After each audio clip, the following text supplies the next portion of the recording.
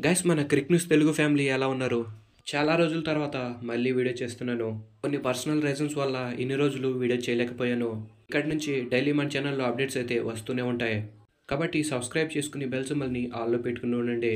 ఇంకా మనం మ్యాటర్కి వచ్చేస్తే ఇంకా 2026 ఐపీఎల్ మినీ యాక్షన్ దగ్గరికి వచ్చేసింది. డిసెంబర్ మధ్యలో ఆక్షన్ ఉండొచ్చు అంటున్నారు.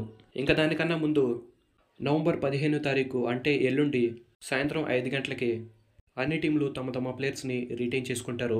రిటైన్ చేసుకున్న లిస్టుని నవంబర్ 15 తారీఖు సాయంత్రం 5 గంటలలోపు ఇచ్చేస్తారు. దానికి సంబంధించి వచ్చిన ప్రతి అప్డేట్ కూడా మన ఛానల్లో ఇచ్చేస్తాను. మరి 2026 ఐపీఎల్కి మీ ఫేవరెట్ టీం ఏది? మీ ఫేవరెట్ టీము ఏ ఏ ప్లేయర్స్ని రిటైన్ చేసుకోవాలన్నది ఇంకా అలాగే రిలీజ్ చేయాలన్నది కామెంట్ సెక్షన్లో కామెంట్ చేసి తెలపండి. ఇప్పుడు ఎలాగో జరిగేది మినీ యాక్షన్ కాబట్టి ఖచ్చితంగా ప్రతి టీం కూడా తక్కువ ప్లేయర్స్ని రిలీజ్ చేస్తారు. అంటే టీం సెట్ అయ్యి ఉంది అంటే ఖచ్చితంగా తక్కువ ప్లేయర్స్ని రిలీజ్ చేస్తారు. ఎగ్జాంపుల్గా పంజాబ్ లాంటి టీమ్స్ అయితే 3 లేదా 4 ప్లేయర్స్ మాత్రమే రిలీజ్ చేస్తారు. ఇంకా లాస్ట్ ఇయర్ కాంబినేషన్ సెట్ కానీ టీమ్స్ అయితే దగ్గర 10 మంది ప్లేయర్స్ని కూడా రిలీజ్ చేయవచ్చు. మెగా యాక్షన్లో ఏంటంటే తక్కువ మంది ప్లేయర్స్ని రిటైన్ చేసుకోవడానికి ఉంటుంది. ఈ మినీ యాక్షన్లో అలా ఉండదు.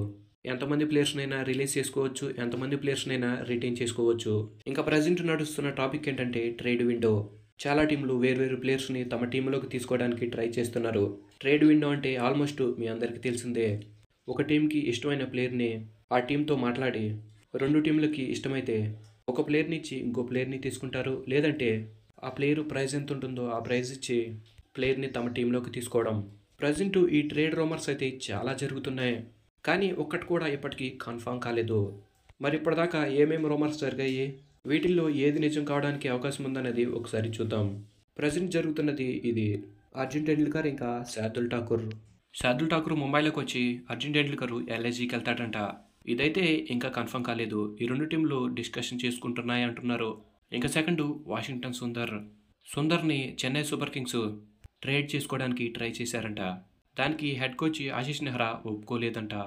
ఈ ట్రేడ్ ఆల్మోస్ట్ క్యాన్సిల్ అయిపోయినట్లే. ఇంకా తర్వాత వచ్చిన ట్రేడ్స్ వెంకటేష్ అయ్యర్ ఆర్సీబీలోకి రావడం, ఇది కూడా కన్ఫర్మ్ కాలేదు. కన్ఫర్మ్ కాకపోవచ్చు కూడా. ఇంకా నెక్స్ట్ కేఎల్ రాహుల్ కేకేఆర్లోకి రావడం.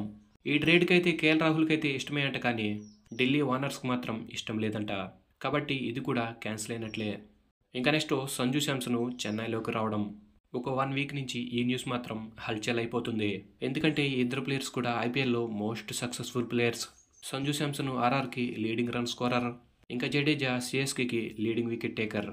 ఇంత పెద్ద ప్లేయర్స్ ట్రేడ్ అవుతున్నారు అంటే ఖచ్చితంగా న్యూస్ హల్చల్ కావాల్సిందే. ఈ ట్రేడ్ అయితే ఆల్మోస్ట్ కన్ఫర్మ్ అయిపోయిందంటున్నారు.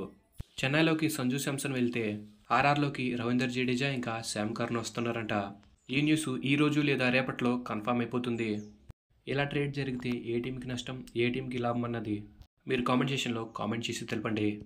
ఇంకా ఇంకొక న్యూస్ ఏంటంటే 2026 ఐపీఎల్కి రాజస్థాన్ రాయల్స్కి కెప్టెన్గా రవీంద్ర జడేజా అవబోతున్నాడంట.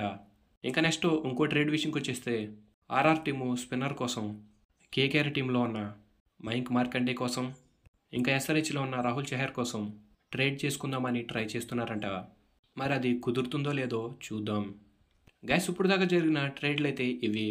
ఇంకా 2026 ఐపీఎల్కి సంబంధించి చాలా అప్డేట్లు అయితే ఉన్నాయి. ఇలాంటి అన్ని అప్డేట్స్ కూడా మీరు మిస్ కాకుండా ఉండాలి అంటే ఫస్ట్ ఆఫ్ ఆల్ మన ఛానల్ని సబ్స్క్రైబ్ చేసుకుని బెల్ సింబల్ని ఆల్లో పెట్టుకుని ఉండండి. Thanks for the watch. Have a nice day.